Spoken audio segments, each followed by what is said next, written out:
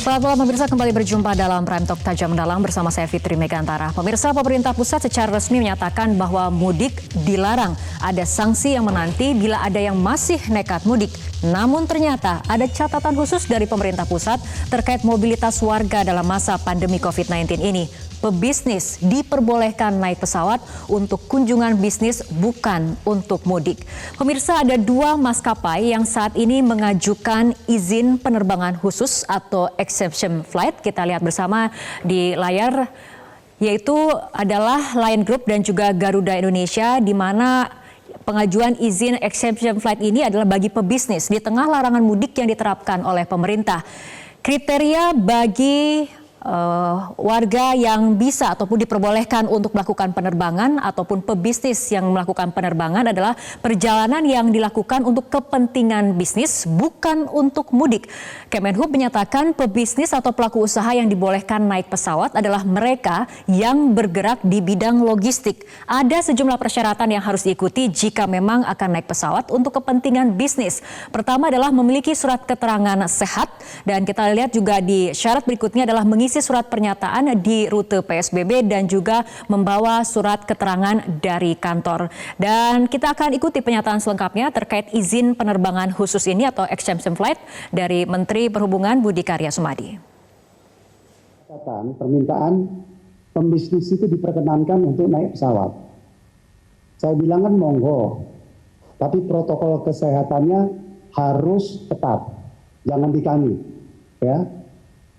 Kami hanya menyediakan, oke, hari ini 1 flight, 3 flight, tapi protokol jangan dikami supaya ada fairness. Saya minta ada satu leader pimpinan dari Pak Doni mengatur itu supaya jangan kita dikira nanti saya bisnis lagi. Itu adalah mengenai pengecualian bagi para pebisnis yang akan melakukan ataupun mengambil perjalanan bisnis lewat pesawat. Tapi sebetulnya sejak tanggal 23 April lalu sudah ada regulasi Permenhub nomor 25 tahun 2020 yang telah mengatur mengenai pengendalian transportasi selama musim mudik lebaran untuk pencegahan penyebaran COVID-19. Dan di satu sisi aparat berwenang terus mengawal implementasi di lapangan untuk meningkatkan kedisiplinan warga mematuhi larangan mudik. Walau kita ketahui sampai saat ini masih banyak pelanggaran yang terjadi, namun apabila kita lihat datanya, ada kecenderungan trennya menurun di beberapa checkpoint di wilayah perbatasan Jabodetabek. Kita lihat data dalam 5 hari terakhir, yaitu dari mulai tanggal 24 April hingga 28 April, kita lihat memang ada tren ataupun kecenderungan bahwa pelanggaran yang terjadi menurun, di mana pada tanggal 24 April atau di hari pertama larangan mudik resmi diberlakukan ada sekitar 1.873 pelanggaran, dan kemudian di tanggal 25 April menurun menjadi 1.293 pelanggaran, dan di tanggal 28 April menjadi 886 pelanggaran. Apabila kita lihat dari data yang dikeluarkan oleh Dirlantas Polda Metro Jaya, lokasi terbanyak tempat terjadinya pelanggaran para pemudik yang masih nekat melakukan perjalanan mudik adalah di wilayah Cikarang Barat, Bitung, dan juga Arteri.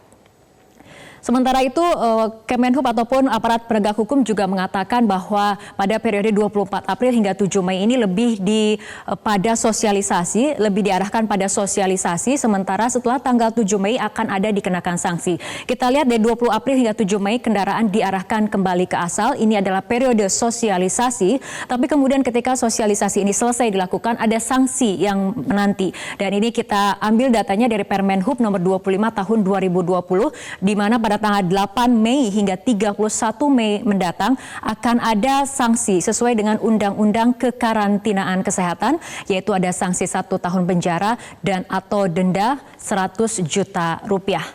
Dan pemirsa, untuk berbincang mengenai dispensasi bagi pebisnis yang kemudian diperbolehkan naik pesawat untuk kunjungan bisnis dan bukan untuk mudik, kita akan segera berbincang bersama juru bicara Kementerian Perhubungan, Ibu Adita Irawati. Selamat malam, Bu Adita. Selamat malam, Mbak Rara. Ya, Bu Adita, di tengah kebijakan larangan mudik yang sudah ditegaskan oleh pemerintah pusat, kenapa kemudian muncul adanya dispensasi ataupun pebisnis pelaku usaha diperbolehkan untuk terbang untuk kepentingan bisnis? Oke, jadi begini, ini sejak diterapkan tanggal 24 April 2020 yang lalu, larangan mudik ini kan kami juga kemudian melakukan pemantauan, melakukan pengawasan, sekaligus juga mendengarkan berbagai macam masukan, saran, aspirasi, dan sebagainya. Ya kita harus pahami bahwa ini situasi pandemik yang sangat dinamis dan juga ada beberapa hal yang kemudian kami lihat memang perlu dilakukan beberapa penyesuaian. Nah, dalam case ini beberapa adalah penyesuaian, apakah usulan ini datang dari Kemenhub atau dari pelaku bisnis atau dari siapa usulan ini datang? sebenarnya kami mendengarkan banyak pihak termasuk juga dari beberapa kementerian yang lain ya, yang kemudian kami merasa untuk bisa membuat beberapa penyesuaian. Namun demikian Mbak Rara, ini perlu saya tekankan bahwa ini masih dibutuhkan waktu untuk membuat ketentuan-ketentuannya. Jadi saya melihat mungkin nih teman-teman di maskapai sangat excited ya untuk bisa segera melayani lagi. Namun demikian ini kami masih menyusun ketentuannya. Sehingga kami juga berharap masyarakat bisa bersabar. Nanti kami akan keluarkan aturannya dan diharapkan nantinya bisa mengakomodir kepentingan-kepentingan yang bukan mudik tetapi tetap mempertahankan dan menerapkan protokol kesehatan yang ketat. Demikian, Mbak Tapi Rara. mengenai pebisnis yang diperbolehkan untuk naik pesawat ataupun melakukan kunjungan bisnis ini, tidakkah kemudian kebijakan ataupun aturan ini tidak konsisten dengan peraturan yang dikeluarkan oleh Menhub sendiri, yaitu nomor 25 tahun 2020 terkait pengendalian transportasi di tengah masa pandemi COVID-19, di mana larangan terbang adalah salah satunya? Ya, ini larangan terbang sebenarnya kan kita lihat sudah ada ketentuannya, khususnya di bagian penerbangan atau transportasi udara. Di situ dilihat bahwa ada beberapa pasal yang memang kemudian ada pengecualian, termasuk bahwa logistik dan barang kargo itu juga akan berjalan seperti biasa. Nah, dalam hal beberapa pasal yang menentukan pengecualian itu, sebenarnya kami juga melihat ada hal-hal yang kemudian bisa diakomodir untuk mengikuti perkembangan dinamikanya gitu. Baik. Jadi kita dianggap tidak menyalahi karena memang sudah ada ketentuannya di situ untuk mengakomodir adanya situasi yang berkembang setiap saat seperti sekarang gitu. Baik, bagaimana sebetulnya tanggapan dari pengamat kebijakan publik terkait rencana pebisnis diperbolehkan terbang? Kita akan langsung tanyakan kepada Bapak Agus Pambagio. Selamat malam Pak Agus. Malam, apa kabar? Ya, bagaimana tanggapannya mengenai adanya rencana bahwa pebisnis ini diperbolehkan untuk terbang asalkan untuk kepentingan bisnis bukan untuk mudik, Pak Agus? Ya begini, pertama kan memang kita hobi membuat peraturan pakai kecuali ya. Nah nanti setelah itu sanksinya tidak dijalankan. Jadi kalau sanksinya dijalankan mungkin bisa. Kita kemarin lihat bahwa salah satu maskapai itu mengangkut penumpangnya masih penuh. Ya. Nah sekarang yang di definisi soal bisnis itu siapa? Kan kalau dia bawa barang kargo paling adalah orang yang bertanggung jawab terhadap kargo itu, misalnya kargonya membawa ventilator. Jadi harus ada teknisi ventilator itu yang pergi ke sana. Itu semua harus mengikuti protokol kesehatan. Nah kalau pebisnis siapa? Saya misalnya pakai dasi dengan jas gitu ya. Apakah saya pebisnis? Saya bisa mudik kan? Nah gimana caranya? Siapa yang mengawasi? Apakah Dirjen Perhubungan Udara atau siapa? Karena menjadi tidak jelas. Saya ini sah-sah saja mau pakai kecuali asal jelas dan sanksinya jelas. Lalu pengawasannya jelas. Karena orang kita hobi sekali melakukan pelanggaran-pelanggaran hukum. Dan menjadi suatu kebanggaan kalau dia tidak melanggar hukum. Itu persoalannya. Pak Agus, apabila kita lihat konsistensi dengan Permenhub nomor 25 tahun 2020, bagaimana Anda menilainya? Ya memang itu waktu itu saya puji bahwa itu salah satu peraturan Menteri Perhubungan yang baik karena kecualinya sedikit. Nah di situ ada persoalan kecualinya tadi yang disebut oleh Dita. Kedua juga ada persoalan kalau udara dikasih dispensasi, dikasih kecuali, bagaimana yang darat, bagaimana yang laut, bagaimana yang kereta api. Saya paham bahwa udara itu kosnya lebih besar. Mereka cicilan maupun hutangnya lebih besar. Dan harus diselamatkan juga karena kita karena kita negara kepulauan. Tetapi dalam peraturan harus ada jangan ada diskriminasi. Bagaimana dengan bis? Apakah bis boleh juga? Karena di udara misalnya untuk mengembalikan uang konsumen boleh pakai voucher, yang ini tidak boleh, harus cash. Alasannya karena sana lebih besar. Ya oke, tapi di mana? Boleh nggak? Karena teman-teman di Organda juga mempertanyakan itu. Nah sekarang dikasih dispensasi, mau siapa yang akan mengawasi isinya cuma 50 orang? Karena kan harus ada jaraknya juga. Tidak penuh seperti yang salah satu maskapai tunjukkan di beberapa media sosial kemarin. Itu masih penuh. Parameternya kemudian harus jelas. Ya, Pak Agus, artinya parameternya harus jelas, syaratnya seperti apa, pebisnis yang seperti apa yang diperbolehkan untuk kemudian terbang, dan sebetulnya bagaimana respon dari maskapai sendiri, karena kita ketahui sudah ada 2 maskapai yang mengajukan izin penerbangan khusus, salah satunya adalah Garuda Indonesia. Nah, kita akan dengarkan bagaimana tanggapan dari Direktur Utama Garuda Indonesia, Bapak Irfan Setiaputra, tapi kita ikuti jeda berikut terlebih dahulu. Kita lanjutkan kembali perbincangan dan telah terhubung bersama kami Direktur Utama Garuda Indonesia Bapak Irfan Setiaputra. Selamat malam Pak Irfan. Selamat malam. Ya, Pak Irfan, untuk Garuda Indonesia sendiri kami akan klarifikasi terlebih dahulu apakah memang sudah mengajukan izin exemption flight?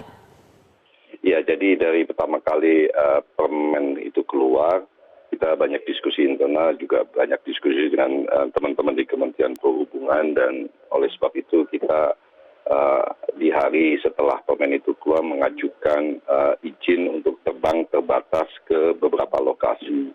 Filosofinya tolong dipahami, pertama kita tentu akan pasti berpartisipasi aktif ya soal penyebaran COVID ini, penghindaran. Yang kedua, tapi kita juga menyadari bahwa kondisi di lapangan ini dengan peraturan permen ini yang melarang terbang dari lokasi PSBB, dari dan ke, ini fakta yang ada di lapangan ini kan, kita jangan cuma melihat orang yang keluar dari Jakarta, tapi kita juga harus memperhatikan orang yang mau pulang ke Jakarta yang sebenarnya bukan klasifikasi mudik, tetapi pulang ke rumahnya. Dan ini di lapangan banyak sekali kasus, seperti orang-orang yang kerja di pertambangan, perminyakan, dan juga beberapa teman-teman yang memang bekerja di dalam menservis customer-customernya. Ya, tapi kemudian yang diakomodir oleh Kemenhub ini adalah pebisnis ataupun pelaku usaha. Tapi apakah selama ini pada saat tadi Anda mengatakan ada diskusi dengan Kementerian Perhubungan, artinya usulan ini pertama kali datang dari maskapai ataupun ada lobby-lobby dari maskapai terkait usulan ini? Saya pikir tadi sudah jelas ya. Setiap aturan keluar kan memang ada pengecualian ya. Yang pertama itu. Dan kedua adalah kita semua pelaku industri ini, baik maskapai, operator, sebagai operator maupun regulator, Kementerian Perhubungan maupun pelanggan, itu kan memberikan banyak inputan, masukan, saran, suggestion, dan tahapan-tahapan berikutnya. Kita sebagai maskapai yang berada di bawah regulasi Kementerian Perhubungan, dan Anda harus tahu bahwa Garuda ini kan milik pemerintah, QQ bagian juga dari Kementerian Perhubungan. Buat kita sangat clear, kita memberikan masukan, memberikan usulan, tapi aksi kita apapun ke depan itu memang harus menunggu persetujuan. Jadi izin kita ajukan, tapi kita tidak melakukan gerakan apapun di luar yang sudah ditentukan. Baik, Pak Irfan, kita akan kembali ke Bu Adita. Bu Adita, mengenai di setiap kebijakan ada pengecualian, tadi kemudian sudah disinggung oleh Pak Agus. Bagaimana dengan transportasi yang lain, transportasi darat, transportasi laut? Apakah juga dalam kebijakan nantinya akan ada pengecualian seperti yang dilakukan terhadap moda transportasi udara untuk pebisnis? Ya, sekali lagi kami ketika menyusun peraturan ini dan ketika menetapkannya itu juga selalu mendengarkan apa yang menjadi masukan ya. Dan selama itu esensinya adalah untuk sama-sama mencegah penyebaran lebih luas lagi, tentunya kami juga akan mencoba untuk bisa menyesuaikan. Nah, terkait dengan apakah ini hanya untuk penerbangan, tentu saja kami sebagai regulator harus equal treatment, Mbak Rara. Jadi ini nantinya pengecualian ini tentu tidak hanya untuk penerbangan, tapi juga untuk moda yang lain. Yang pastinya nanti kami akan tetapkan itu apa saja persyaratannya, kemudian seperti apa nanti teknisnya, ini akan kami tetapkan lebih lanjut. Jadi ini tidak akan istilahnya tidak tebang pilih ya, ini untuk semua. Dan juga kita pasti akan melibatkan kementerian maupun lembaga terkait dalam hal kemudian bagaimana agar yang akan bisa mendapatkan pengecualian itu adalah yang memenuhi syarat. Jadi kita akan betul-betul tuangkan itu dalam ketentuan sehingga tadi dari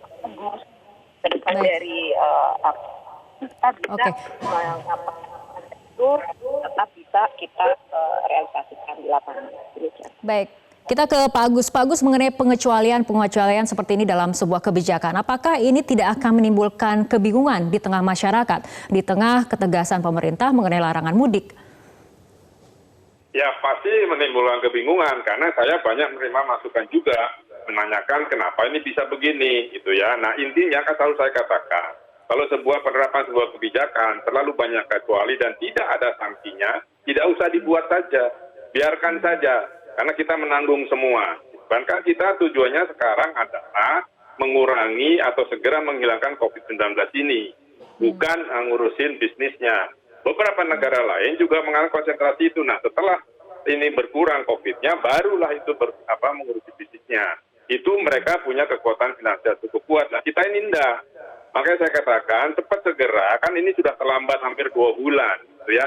Cepat segera tangani, rakyat kasih makan, pemerintah jangan terlalu pelit dan sebagainya. Saya selalu katakan itu, kenapa? Tidak bisa cara lain. Nah kalau tidak tadi kita sudah bilang akan semua moda transportasi, tentu bisa dicek pada asosiasinya. Misalnya yang organda, yang urusan darat, itu kan mereka lebih baik ditolong dengan misalnya exception di pajak, di cicilan dan sebagainya. Karena ini multi problem yang muncul di transportasi. Jadi jangan hanya ditangani oleh Kementerian Perhubungan, tetapi diusahakan dibantu mereka. Mereka mungkin tidak perlu ada ngangkut penumpang, tapi bagaimana dengan cicilan dan seterusnya. Ini semua harus dikerjakan dengan baik. Mereka tidak separah airline, cicilannya terlalu besar karena harga modal besar gitu. Baik, kita Bu Adita, bagaimana tanggapannya? Pengecualian akan membuat kebingungan di tengah masyarakat. Ya, kembali lagi. Sebenarnya ketika kami melakukan pengecualian, ini kan juga justru menangkap aspirasi dari masyarakat ya, dan juga tadi dari stakeholders, kemudian juga dari kementerian. Masyarakat Jadi yang mana mungkin bisa dijelaskan, Bu Adita? Ya banyak Mbak, ini juga kan nantinya aturan yang atau ketentuan yang kita keluarkan ini sebentar lagi akan keluar, ini memang akan ada beberapa hal yang tidak spesifik untuk pebisnis saja. Jadi ini yang kemudian kita betul-betul ingin mengakomodir semua hal yang saat ini menjadi concern dari masyarakat. Jadi kita mencoba untuk bisa tetap melayani tapi dengan tetap melakukan protokol. Dan tadi yang disampaikan oleh Pak Agus bahwa kita melibatkan kementerian yang lain, jelas kita harus melibatkan kementerian yang lain, melibatkan juga lembaga-lembaga yang lain. Karena betul, ini transportasi ini kan salah satu infrastruktur pendukung ya. Tapi bagaimana orang ini tetap dijaga kesehatannya, ini harus instansi lain juga yang membuat ketentuannya. Demikian. Baik, kita akan berbicara mengenai bagaimana kemudian menjamin protokol kesehatan tetap kemudian ditegakkan dan dari maskapai sendiri bagaimana kemudian upayanya. Kita akan lanjutkan kembali perbincangan, tapi kita lanjutkan kembali perbincangan kita ke Direktur Utama Garuda Indonesia Bapak Irvan Setiaputra. Pak Irvan, dari maskapai Garuda Indonesia sendiri bagaimana kemudian menjamin bahwa protokol kesehatan betul-betul akan diterapkan dengan disiplin pada saat kemudian aturan mengenai diskresi bahwa pebisnis boleh naik pesawat untuk kepentingan bisnis dikeluarkan? Ya, sebelum saya masuk ke situ, saya mungkin mau menjelaskan ya. Jadi tolong difahami ketika Garuda mengusulkan penerbangan terbatas, itu dalam kerangka kita menjamin konektivitas.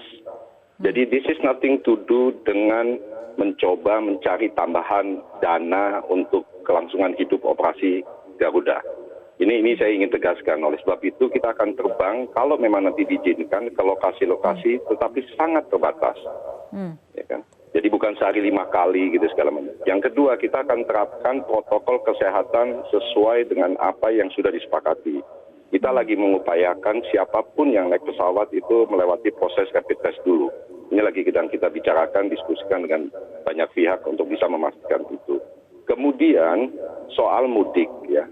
Saya pikir kita nggak usah terlalu berpikir negatif karena menurut saya masyarakat sudah sangat percaya bahwa mudik itu berbahaya.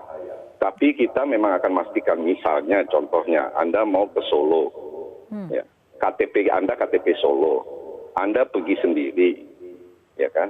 Kita pastikan Anda punya tiket kembali nggak ke Jakarta, misalnya berangkat di Jakarta dengan tanggal sebelum Lebaran. Jadi ini banyak sekali dan kita sedang siapkan aturan main. Begitu nanti pemerintah mengeluarkan izin, siapapun yang booking Garuda itu harus tahu bahwa ini harus dia penuhi syarat-syarat ini. Kalau enggak, mendingan Anda nggak pesan. Karena apa? Udah pasti nggak bisa naik pesawat. Tapi ketegasan mengenai protokol kesehatannya dari upaya maskapai sendiri? Gini, kemarin kita berangkatkan setelah tanggal 24 itu beberapa flight untuk repatriasi. Jadi ada banyak pekerja migran kembali ke Indonesia stranded di Jakarta. Dengan kerjasama dari Kementerian Perhubungan, otoritas bandara, kita menerbangkan khusus. Dan isinya sedikit sekali pesawat itu ke Surabaya. Ya kan? Ada yang nggak bisa naik, karena apa? Karena ternyata suhu badannya ketinggian. Ya kita minta dia stranded, tunggu di Jakarta dulu, dan kemudian yang lainnya berangkat. Karena kita begini, juga tolong dipahami, kita bukan mau menyebarkan juga kok virus ini. Semakin cepat virus ini selesai di Indonesia, semakin menguntungkan buat maskapai. Tapi penting untuk konektivitas itu terjamin ada. Karena Garuda mandatnya ketika didirikan itu memastikan untuk terbang dalam kondisi apapun, termasuk dalam kondisi perang loh. Oke, jadi salah satu pertimbangannya adalah yang ingin ditegaskan oleh Garuda Indonesia adalah ini mengenai konektivitas seperti itu ya Pak Irfan. Kita akan langsung tanyakan kepada Pak Agus. Pak Agus, bagaimana tanggapannya bahwa salah satu yang menjadi pertimbangan adalah bagaimana mempertahankan konektivitas itu sendiri? Iya, kita memang tidak total lockdown. Oke, itu sudah diambil oleh Presiden meskipun mazhab saya harus lockdown karena kalau mau cepat.